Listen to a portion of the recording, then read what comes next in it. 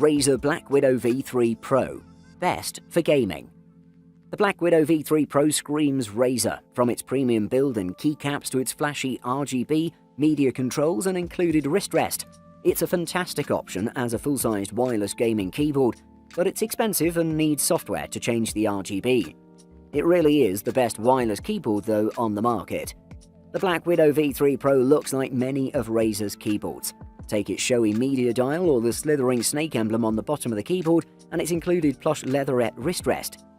Overall, it's a simple, all-black build boasting a sturdy aluminium top plate and plastic base.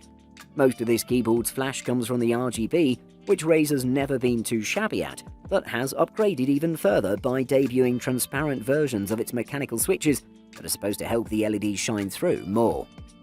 The BlackWidow V3 Pro features a tactile and clicky Razer green or linear and silent Razer yellow, 3.5mm total travel, actuating at 1.2mm with 45 grams of force, mechanical switches.